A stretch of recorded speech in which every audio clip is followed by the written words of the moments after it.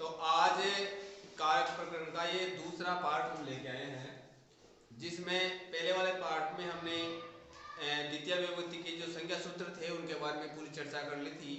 और मैंने कहा था कि द्वितीय जो विभक्ति है वो दो भागों में है, एक तो कर्म कारक और दूसरी थी उपपद विभक्ति। आज हम चर्चा करेंगे उपपद विभक्ति के बारे में कि उपपद विभक्ति में कौन से सूत्र आएंगे और किस सूत्र से क्या काम होएगा। देखो, उपपद विभक्ति के अंदर होएगा क्या कि उपपद विभक्ति में जैसे कि मैंने ऊपर लिख रखा है वार्तिक है, तो इस वार्तिक से कोई संज्ञा नहीं होगी बल्कि सीधा शब्द के अंदर द्वितीय विभक्ति का प्रयोग हो जाएगा।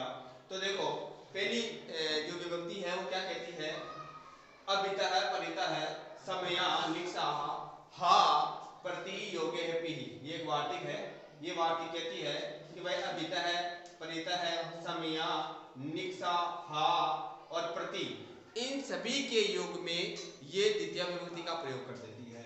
अब देखो क्या करना है कि जैसे कि अगर तुम्हारे को वाक्य के अंदर अभितय दिखता है, परितय दिखता है, समया दिखता है या निक्षा दिखता है या फिर हा और प्रति दिखता है, तो समझ जाना कि उस वाक्य में इनसे ठीक पहले जो भी शब्द आएगा उसमें द्वितीय विभक्ति का प्रयोग होना है। जैसे कि ये मैं वाक्य लिखा हूं, गांव के चारों और वृक्ष है। जैसे कि एग्जांपल में मैंने लिखा है कि गांव के चारों ओर वृक्ष है या पेड़ है। तो अब देखो कि यहाँ पर लिखा हुआ है चारों ओर, यहाँ पर लिखा हुआ है चारों ओर, तो चारों ओर से ठीक पहले गांव के लिखा हुआ है। तो वैसे तो कारक चिन्हों के हिसाब से यहाँ पर गांव के आगे किया गया तो यहाँ पर लग जानी चाहिए षष्ठी विभक्ति, लेकिन षष्ठी विभक्ति नहीं लगेगी यहाँ पर, क्योंकि यहाँ पर ये वाला सूत्र काम करता है। अभितय, परितय, समया, निक्षा, हा, प्रति, योगे भी एक वार्तिक है। तो ये वार्तिक यहाँ काम करेगी। वो वार्तिक कहती है कि जहां पर भी चारों ओर दिख जाएगा, उस चारों ओर से ठीक पहले जो भी शब्द आएगा उस शब्द में हमारे को द्वितीय विभक्ति का प्रयोग करना है। तो यहाँ पर हो जाएगा ग्रामम, ग्रामम आगे लिखा हुआ है, परिता है और इसका बन जाएगा वृक्षः और है का बन जाएगा सन्ति। तो ग्रामम, परिता है, वृक्षः, सन्ति। तो इस प्रकार से आपको ध्यान में केवल मात्र ये बात रखनी है कि भाई अबिता है, परिता है, समया, निक्षा, हा, प्रति, इन सभी के साथ में द्वितीय विभक्ति का प्रयोग होता है। इसी प्रकार आगे वाला सूत्र देखो, आगे वाला सूत्र है अंतरा अंतरेण युक्त है। ये क्या कहता है कि अंतरा और अंतरेण, अंतरा और अंतरेण जो शब्द है, इन शब्दों के योग में, ये अव्यय हैं, दोनों अव्यय हैं, इन दोनों अव्ययों के साथ हमेशा द्वितीय विभक्ति का प्रयोग किया जाएगा। जैसे कि अंतरा त्वां माम हरि, अंतरेण त्वां माम हरि, इस प्रकार से। तो आगे देखो दोस्तों, आगे है मोस्ट सूत्र है, बहुत ही मोस्ट है परीक्षा की दृष्टि से, नाम है काला धौनो और अत्यंत संयोगे है। काला धौनो अत्यंत संयोगे है। यह सूत्र कहता है कि कालवाची और मार्गवाची शब्दों में ये द्वितीय विभक्ति करता है। कालवाचक शब्द और मार्गवाची जो शब्द होते हैं उनमें इस सूत्र के द्वारा द्वितीय विभक्ति का प्रयोग होता है। जैसे कि मासम कल्याणी और मासम दधी भुंगते। मासम कल्याणी महीना भर कल्याणकारी हो, मासम दधी भुंगते महीने भर तक दही बिलोता है। लेकिन इसमें एक चीज का ध्यान रखना है, काला धौनो और अत्यंत संयोगे सूत्र क्या कहता है कि जो काम लगातार चलता रहेगा महीने भर तक, जो काम लगातार पूरे महीने भर तक चलता रहेगा या फिर पूरी साल भर तक चलता रहेगा, उस शब्द में तो काला धौनो और अत्यंत संयोगे सूत्र के द्वारा द्वितीय विभक्ति लग जाएगी। लेकिन जो काम महीने में कुछ ही दिन होता है, जैसे कि यहाँ पर लिख रखा है मासस्य द्विअधिते, महीने में 2 ही दिन पड़ता है। अब ये काम महीना भर नहीं चल रहा है, महीने में केवल मात्र 2 ही दिन चल रहा है, तो यहाँ पर काला धौनो और अत्यंत संयोगे सूत्र के द्वारा द्वितीय विभक्ति नहीं होगी, बल्कि यहाँ पर उस शब्द में षष्ठी विभक्ति का प्रयोग होगा। जैसे कि एक एग्जांपल दे रखा है, वर्ष से द्विस्नाति, वर्ष में केवल मात्र 2 ही बार नहाता है। अब यहाँ पर पूरे वर्ष में केवल मात्र 2 ही बार नहा रहा है, इसलिए यहाँ पर भी काला धौनो और अत्यंत संयोगे है सूत्र के द्वारा द्वितीय विभक्ति न करके इस वर्ष शब्द के अंदर षष्ठी विभक्ति का प्रयोग किया गया है। दोस्तों प्रथमा और द्वितीय विभक्ति हमने पूरी तरीके से क्लियर कर ली है। द्वितीय विभक्ति के अंदर मोस्ट सूत्र आता है विद्या प्रत्यय सम्यानिक्षा हा प्रतिभागे पड़ा और काला दोनों अत्यंत संयोग है। इन दोनों सूत्र में से जो उपपद विभक्ति के हैं दोनों सूत्र बड़े ही मोस्ट है, इनको आप अच्छी तरह से देखना और याद करने की कोशिश करना। अब बात करते हैं हम तृतीय विभक्ति के बारे में। तृतीय विभक्ति क्या होती है कि तृतीय विभक्ति की मेन है ये वाला सूत्र, तृतीय विभक्ति करने वाला कर्तरी-कर्णयोः तृतीया। तृतीय विभक्ति करने वाला सूत्र है कर्तरी-कर्णयोः तृतीया। ये क्या कहता है कि अनुक्त कर्ता एवं अनुक्त करण में तृतीय विभक्ति का प्रयोग होएगा। इसके बाद में पहला साधकतम करण में एक संज्ञा सूत्र आता है।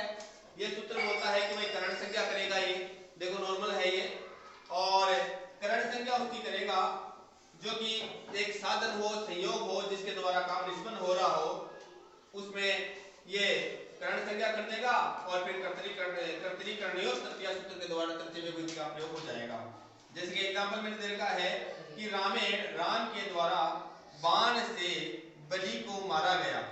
अब राम के द्वारा बाण से बलि को मारा गया, तो ये दोनों चीजें हैं। यहाँ पर जो बाण है उसमें इसके द्वारा क्या हो जाएगी, साधन है, इसके द्वारा करण संज्ञा हो जाएगी, कर्तरी-कर्णयोः तृतीया सूत्र के द्वारा तृतीय विभक्ति का प्रयोग हो जाएगा। इसी प्रकार रामेण रावण है, राम के द्वारा रावण को मारा गया। आगे देने का शिवा है कलमेन लिखती, शिव कलम से लिखता है, ये भी एक साधन है।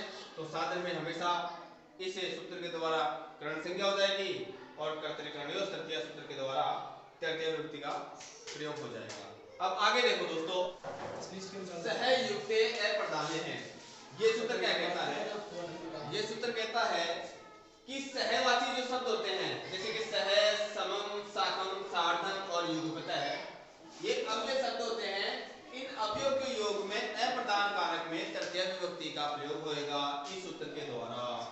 उदाहरण देखो, पिता पुत्रेण सह आगते, यहाँ पर सह आ गया है, इससे पहले वाला सूत्र देखो तृतीय विभक्ति का प्रयोग हो गया है। तो सहयुक्त प्रधाने ये वाले शब्द आपको याद रखने हैं कि सह, समम, साकम, सार्धम, युगपतः है, इन सभी के साथ में तृतीय विभक्ति का प्रयोग होएगा। इसी प्रकार आगे वाला सूत्र क्या कहता है, ये नांग विकार है। ये नांग विकार सूत्र क्या कहता है कि अगर शरीर का कोई भी अंग विकृत हो यानी खराब हो तो उस अंग में तृतीय विभक्ति का प्रयोग होएगा। जैसे कि एग्जांपल है अक्षणा काना है, आंख से काना, नेत्र काने हैं, नेत्र से काना, दोनों की बात है। शीर्षा खलवाट है, सिर से टकला, गंजा, पादेन खंजा है, पैर से लंगड़ा, और पृष्ठेन कुब्जा है यानी पीठ से कुबड़ा, पीठ से कुबड़ा। तो ये शरीर के अंग है और ये जो शरीर का अंग विकृत होता है, जो शरीर का अंग खराब होता है, तो उसमें लिंगांग विकारे सूत्र के द्वारा तृतीय विभक्ति का प्रयोग हो जाता है। ध्यान रखने वाली बात है, मोस्ट है ये भी मोस्ट है परीक्षा की दृष्टि से। और इत्थम भूत लक्षणे, ये भी परीक्षा की दृष्टि से बहुत मोस्ट है। अगर कोई किसी प्रकार का लक्षण प्रकट करता है तो उस लक्षण वाले जो शब्द है उस शब्द में तृतीय विभक्ति का प्रयोग हो जाएगा। जैसे कि लिखा हुआ है जटा विस्थाप से है, जटाओं से। जैसे कि कोई बाबा जी होता है, उसके जटाएं बड़े बड़े बाल, बड़ी बड़ी दाढ़ी होती है, तो हम उसको दूर से पहचान लेते हैं ये तो बाबा जी है। तो जटाओं से, बड़े बड़े बालों से किसी तपस्वी की पहचान हो जाती है ना। सी क्या पंडित है, अगर किसी के बड़ी सी चोटी होती है, सिर पे क्या होती है, बड़ी सी चोटी, उस चोटी से पता लगा लेते हैं कि भाई ये कोई पंडित है। कौन है? पंडित है। तो ये दोनों शरीर में कोई लक्षण प्रकट करते हैं या फिर उस व्यक्ति में कोई ऐसे लक्षण होते हैं जिससे कि हम दूर से ही पता लगा लेते हैं कि भाई इस लक्षण की वजह से ये आदमी ये है। तो उस लक्षण विशेष में तृतीय विभक्ति का प्रयोग इस सूत्र के द्वारा हो जाएगा। आगे देखो, अपवर्गे तृतीया, अत्यंत